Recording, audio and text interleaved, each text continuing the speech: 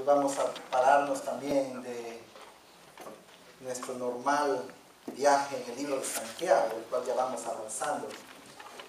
Quiero invitarles a reflexionar un poco precisamente en este Día de la Madre. Ahora los niños que vayan a su clase tienen que terminar un proyectito que tienen que ir listos. Así que todos los niños vayan a sus clases, por favor. Los espero faltando 10 para el final, o sea, 12:20.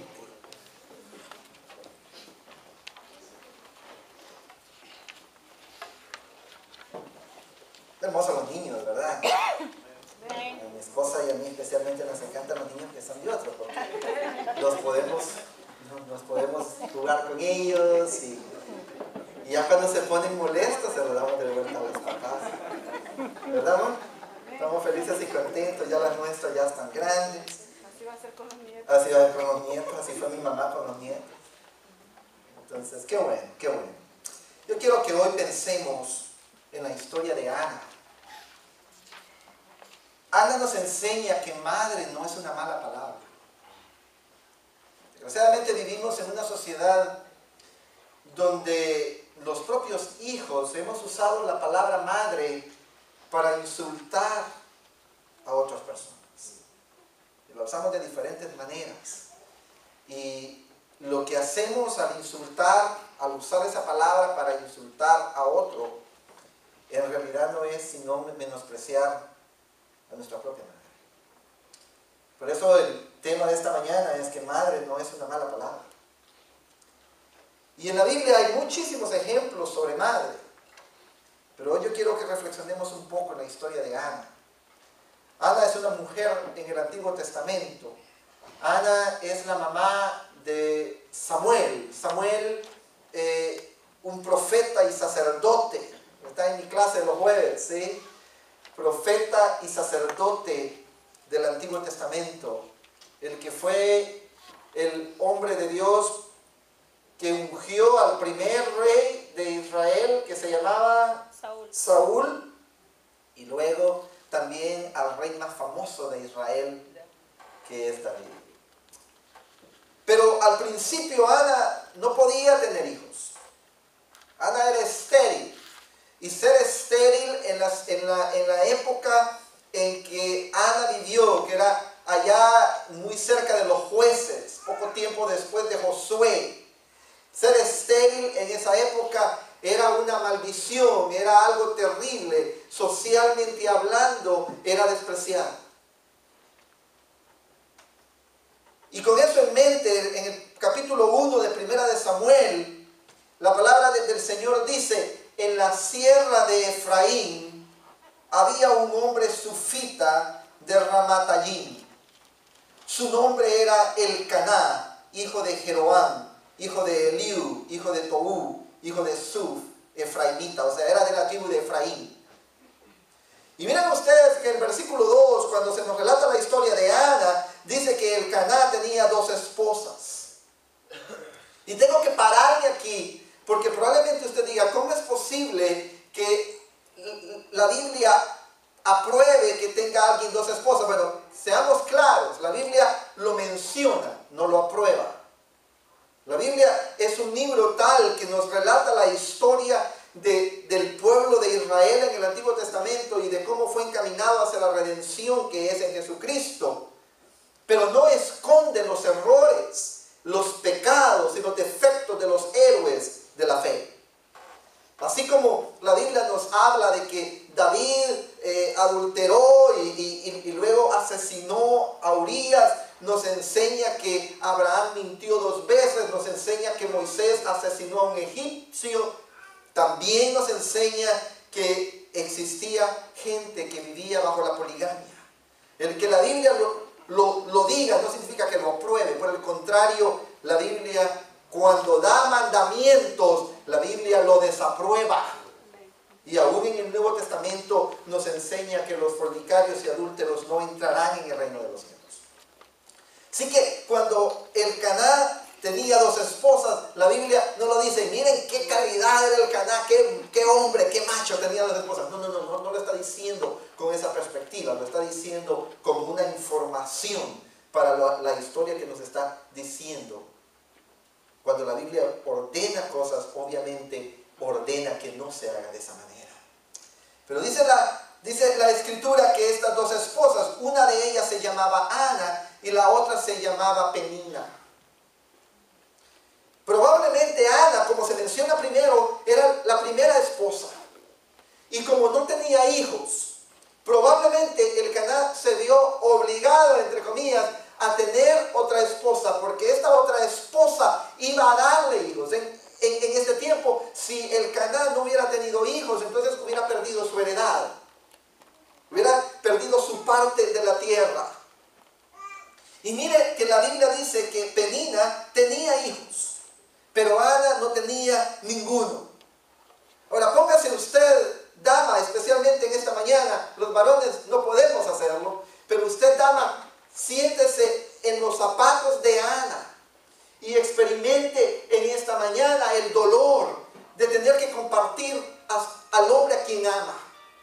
Y no solamente compartir el hombre a quien ama, sino experimente el dolor y la frustración de no poder tener hijos, y experimente el dolor y la frustración de que esta mujer tenía de que ver que la otra sí tenía hijos.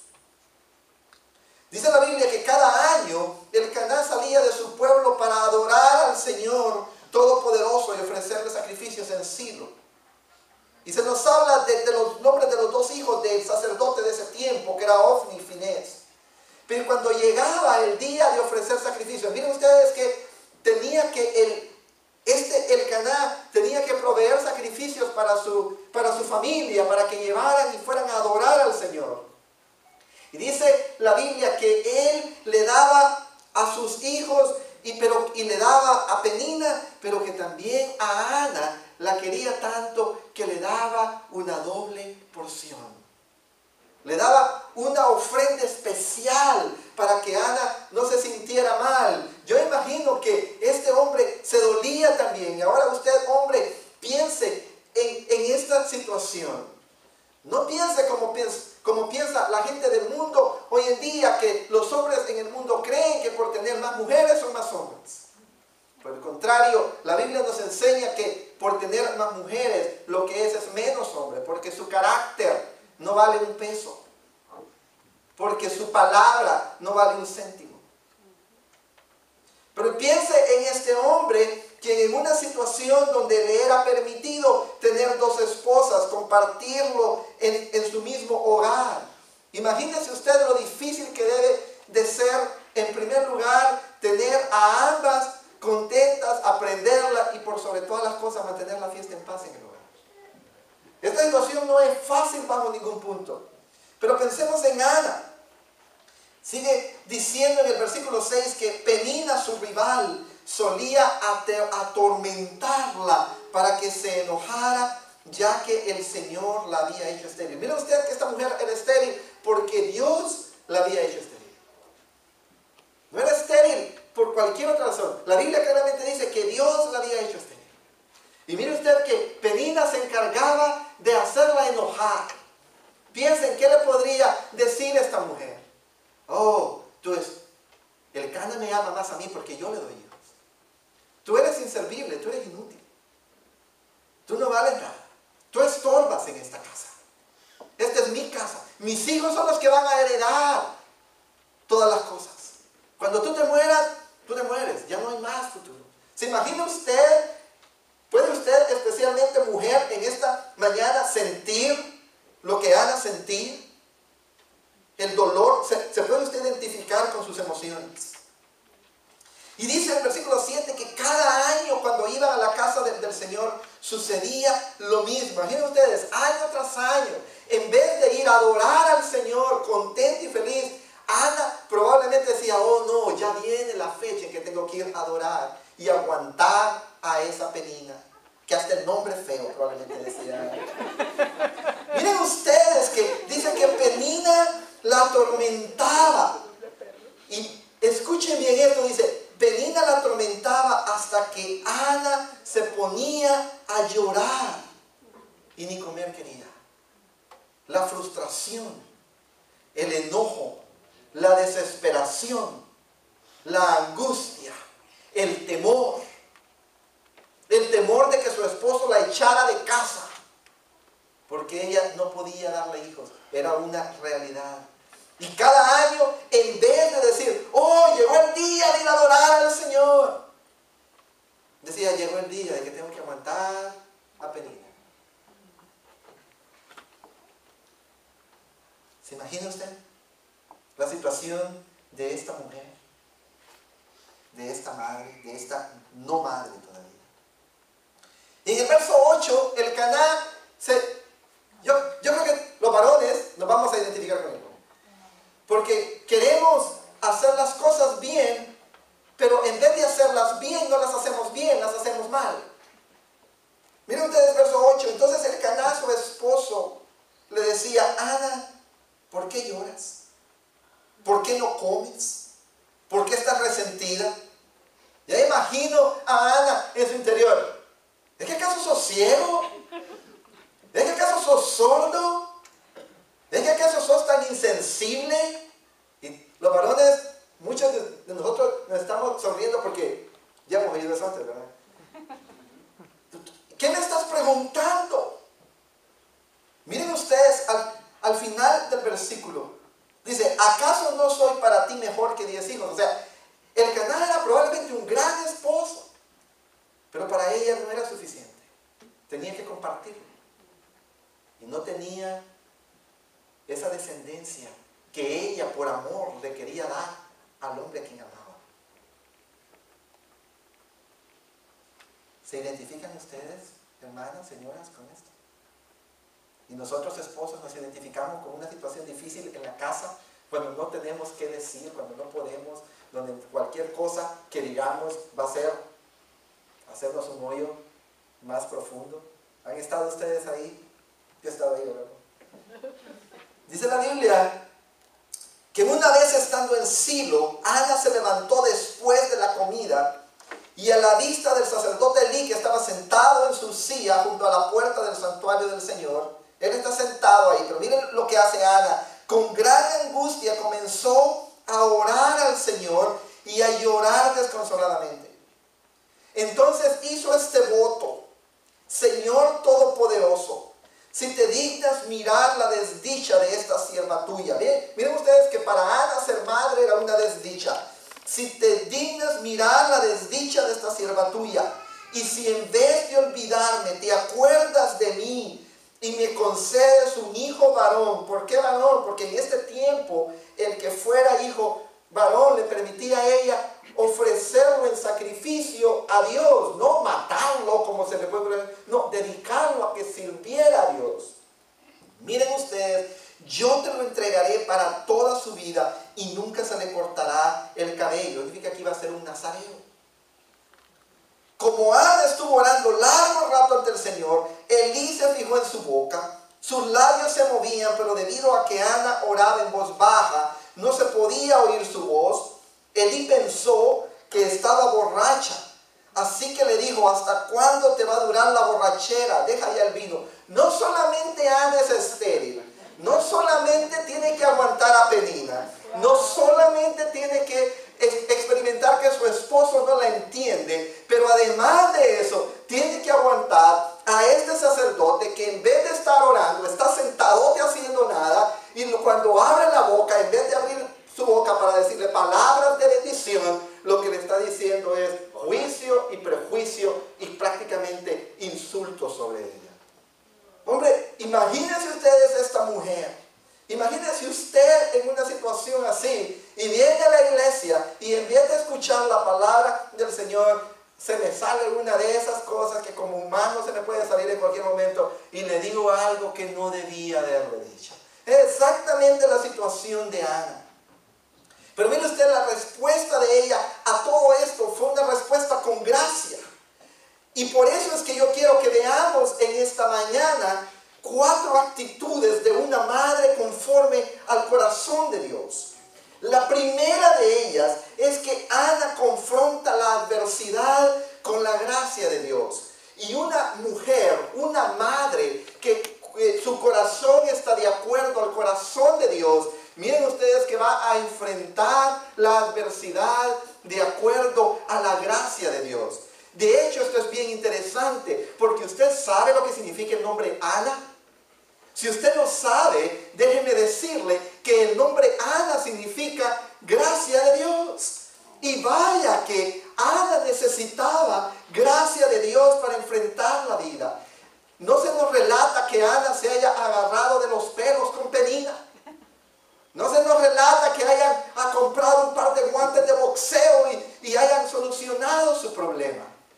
Por el contrario, sencillamente se nos dice que año con año la hacía llorar.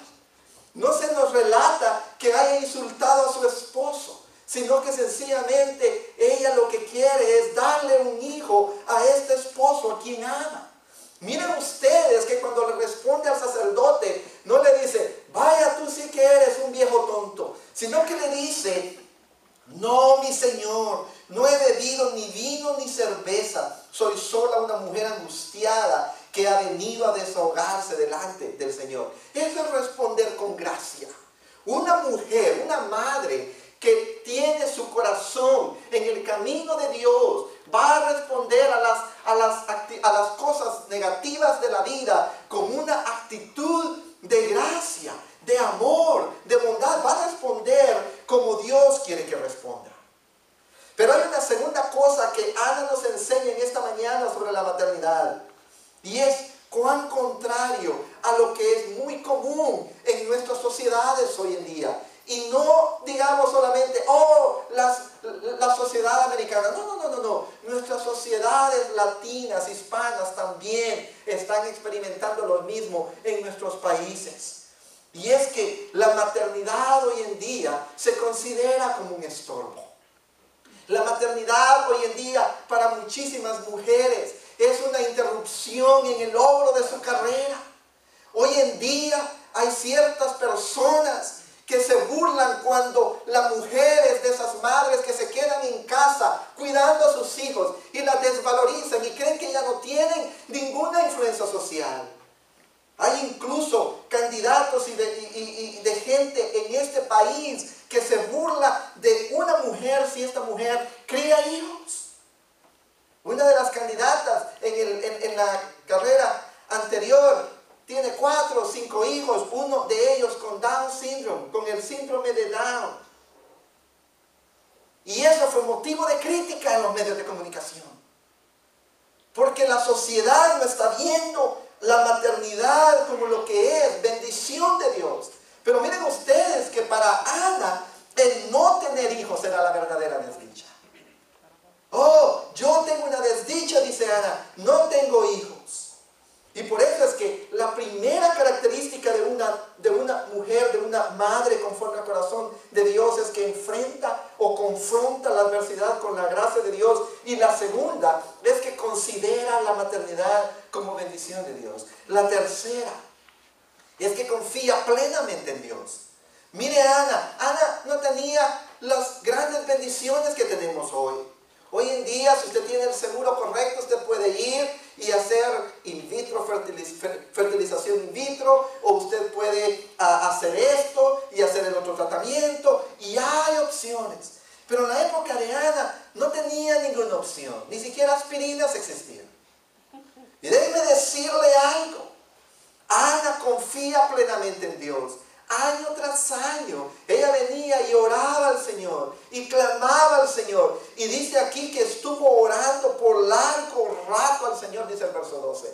Ana, como una madre futura en este momento, conforme al corazón de Dios, enfrentaba la adversidad con gracia de Dios, consideraba la maternidad como bendición de Dios y en tercer lugar confiaba plenamente en Dios. Ella sabía a quién venir. Ella no iba donde su esposo. Ella no iba donde la amiga. Ella no se peleaba con Penina, que tiene nombre de Panini. ¿Sí? No. Ella no hacía nada de eso. Ella lo que hacía era caer de rodillas y orar al Señor. Y en cuarto lugar, esta mujer, como una madre conforme al corazón de Dios, consagra a su hijo a Dios. Mire usted que ella lo que quiere es tener un hijo, ya no para criar sino para que sirva al Señor.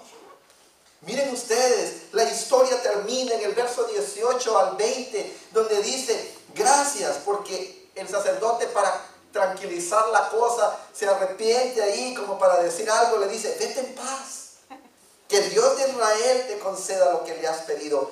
Gracias, le dice ella en el verso 18, ojalá favorezca usted siempre a esta sierva suya. Mire usted qué humildad, qué amor. Con esto Ana se despidió y se fue a comer. Desde ese momento su semblante cambió. ¿Por qué cambió? ¿Estaba embarazada? No, no estaba embarazada. Pero tenía ¿qué? Confianza en Dios. Sabía de que Dios había oído. Había dejado sus cosas en el altar del Señor. Y estaba dejando que Dios fuera el que cumpliera su perfecta voluntad en su vida. Al día siguiente madrugaron y después de adorar al Señor volvieron a su casa en Ramá.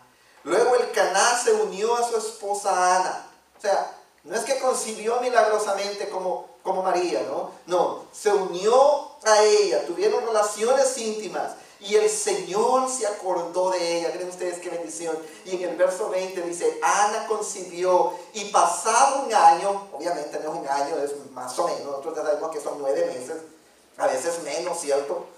Dio a luz un hijo y le puso por nombre Samuel, pues dijo, al Señor se lo pedí. Le da la gloria a Dios por el hijo.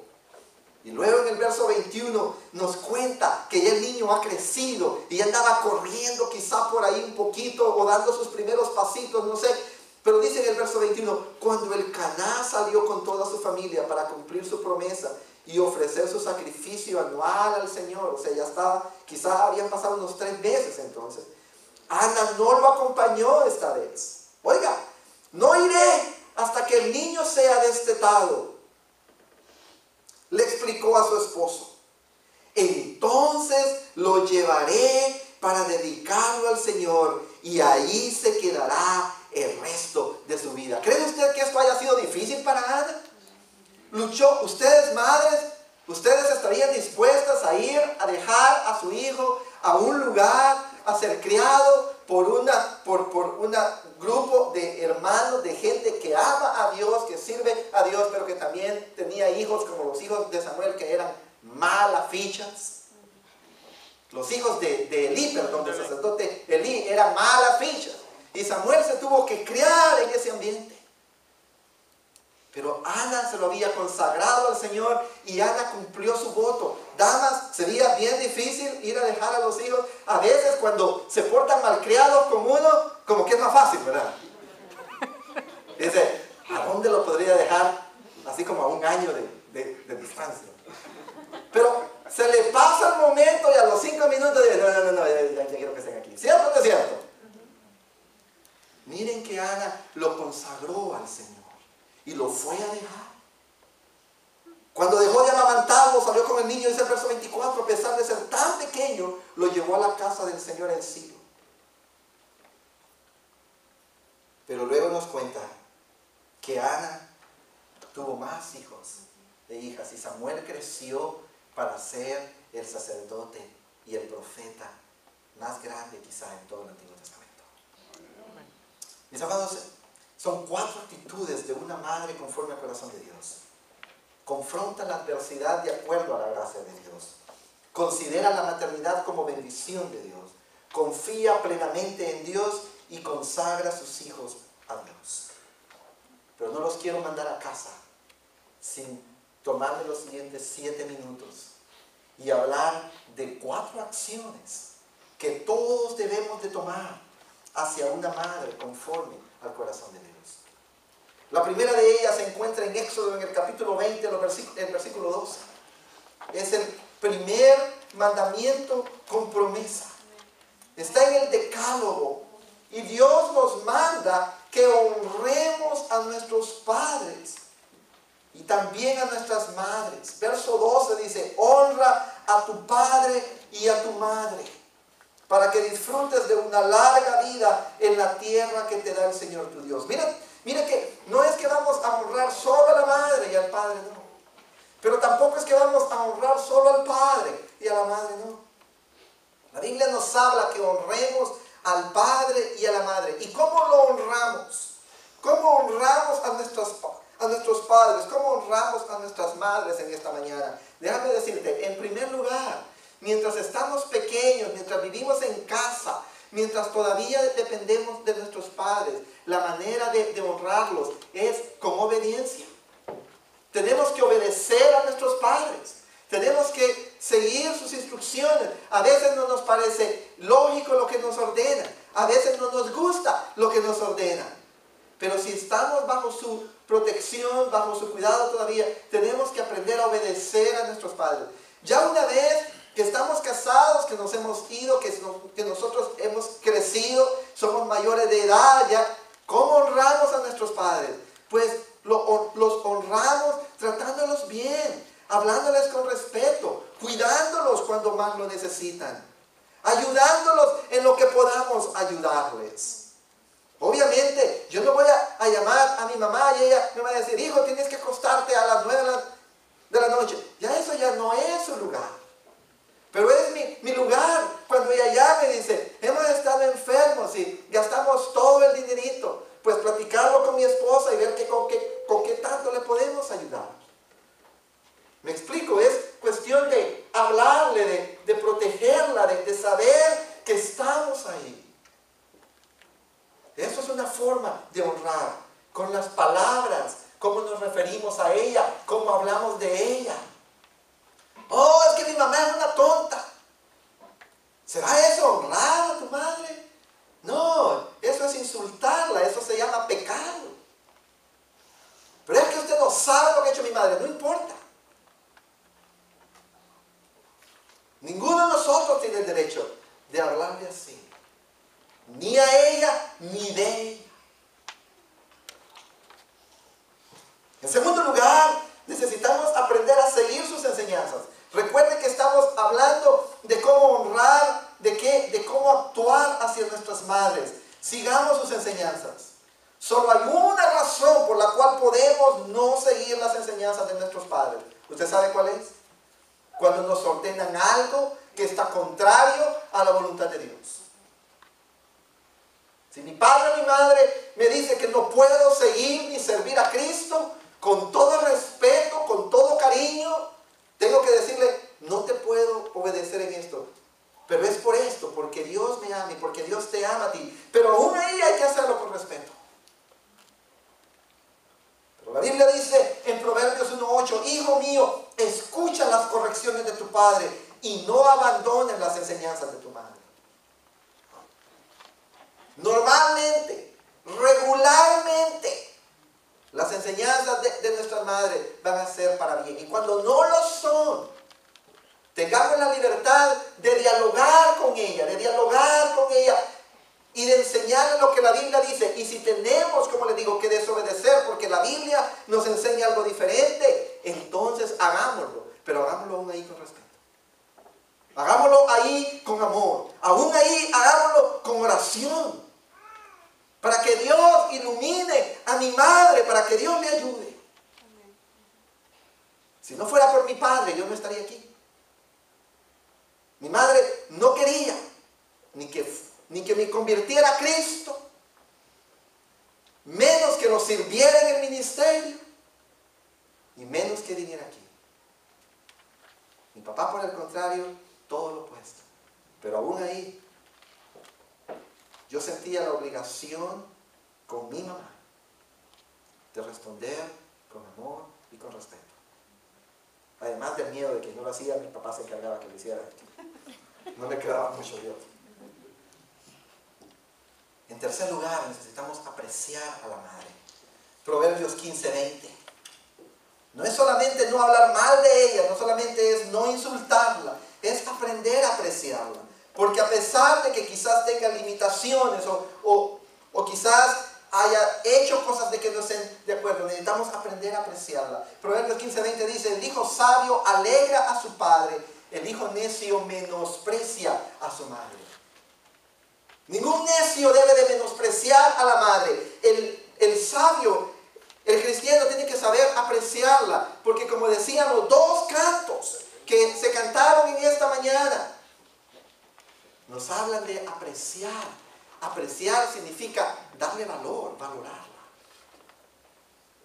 Y en cuarto y último lugar, necesitamos traerle alegría a la madre. Miren ustedes en Proverbios 23, 25.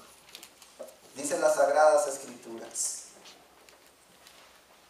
que se alegren tu padre y tu madre, que se regocije la que te dio la vida. ¿Cómo podemos darle alegría a la madre? Hoy en día, en mi país, hay mucha gente que cree que lo que tiene que hacer es ir y comprar un televisor nuevo. Van a un lugar que se llama La Curazao, no sé cuántos países hay. Electra en México, no sé en qué otros países. Y le compran un televisor del más grande, pero el problema es que se lo compran a plazos. Y la viejita alegre con el televisor, pero a los 3 meses lo vayan a quitar. Usted sabe cómo es que hay que traerle alegría a nuestros padres, especialmente a nuestra madre, con la forma como vivimos, hombre. Siendo buenos esposos nosotros, los varones, siendo buenas esposas, las hijas, criando bien a los nietos, que no nos vayan a tener que ir a sacar de la cárcel, que no escuchen que estamos presos en algún lado porque le robamos algo a alguien, que no tengamos fama de chismosos, que no tengamos fama de pandilleros, que no tengamos fama de alcohólicos, de drogadictos, de fumadores, de mujeriegos. No, hombre, eso no le trae alegría a una madre que ama a Dios. Una madre conforme al corazón de Dios va a ser, se va a alegrar de que sus hijos estén logrando algo. Yo no estoy hablando de que maneje un buen carro, que tenga una casa millonaria, no, que sea una persona de bien, hombre. Que tenga una familia que la críe en el camino correcto. Que sea trabajador, que funcione bien las cosas. Así se trae alegría. En mi caso, mi esposa me ayuda mucho porque yo paso ocupado y soy bien despreocupado y soy de los que creen que si no hay noticias, pues son buenas noticias. Pero ella está constantemente diciendo: llama a tu mamá y déjenme decirle cada vez de que la llamo. Se oye allá en el otro lado del teléfono: hola, ¿cómo está? Y se le oye la alegría. Es traerle alegría a ella, con una vida íntegra. Ese es nuestro papel. Sí, es celebrárselo, pero de nada sirve llevarle un televisor de 57 pulgadas si de todas maneras nuestra vida no le trae orgullo, no le trae alegría. ¿Cierto o no es cierto? Ahora, varones, ¿cuántos de nosotros estamos casados? Levanten su mano. Levanten su mano bien en alto, sin temor. Usted sabe de que nuestra responsabilidad no termina con nuestras madres. Nuestra responsabilidad se extiende a nuestras esposas. Yo conozco a alguien a quien quiero mucho, pero que no estoy de acuerdo con lo que dice. Dice: oh, mi mamá ya se murió. Yo no tengo mamá a quien celebrar el Día de la Madre. No es cierto. Tiene a su esposa, a la madre de sus hijos. Pero me encantó lo que usted dijo. Yo no puedo cantar ni tocar la guitarra como usted lo hace, pero qué bueno que sí dice. Déjeme decirle que me fascinó el hecho de que Víctor venga aquí y cante y que hable de esa mujer especial. Y de la misma manera se extiende a nuestra mamá, pero se extiende a nuestras esposas también. Varones, ellas son las madres de nuestros hijos. Debemos de honrarla de la misma manera que la Biblia dice aquí. Debemos de cuidarla, debemos de ayudarla, debemos de darle alegría. No le traigamos peninas a la casa. Especialmente en una época donde la Biblia ya claramente nos ha dejado dicho que los adúlteros, los fornicarios no van a heredar el reino de los cielos. Especialmente en una época donde si nuestra esposa no nos da hijos porque no pueda o porque ya es muy tarde en su vida, lo que sea, nuestra heredad no depende de ella. Especialmente en una época donde si quieren ser padres y físicamente no pueden, se puede adoptar y bendecir la vida de un niño que de otra manera probablemente crecería mal. No estamos aquí para... No, esposos, necesitamos ser diferentes. Y ustedes, jóvenes, varones que no tienen esposas todavía, preparémonos para ese momento.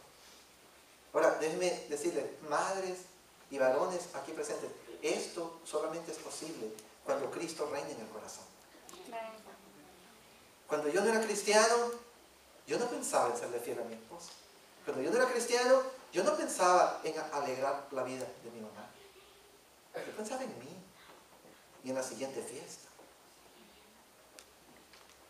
Pero cuando Cristo agarró mi corazón y me transformó, cambió mi vida. Yo estoy seguro que hay muchos de ustedes que pueden dar ese testimonio esta mañana. Damas, probablemente cuando ustedes estaban sin Cristo, ustedes no pensaban en ser una madre. Ustedes quizás pensaban, voy a tener estos hijos y ni modo, quítate de aquí, muchacho. Y usaban un zapato en un lado y una chancleta en el otro, un zapato para caminar y una chancleta para pegarme. No es como dicen chancleta en sus países, eso es un hondureñín, creo yo. Las sandalias. Pero cuando Cristo agarra el corazón es diferente. Amén. Amén. Y por eso es que en esta mañana, si tú no has entregado tu vida a Cristo, eso es lo primero que tienes que hacer. Ahí es la fuente del amor. Allí es el principio de la transformación. Y si tú ya has entregado tu vida a Cristo, deja que Cristo te siga cambiando y empieza a pensar como cristiano. Y que este día de la madre no sea nada más un día más, sino que aprendamos en este día de la madre que para todos los que hemos estado en esta mañana aquí, madre no es una mala palabra. Madre es una palabra de excelencia. Es una palabra que viene de Dios mismo.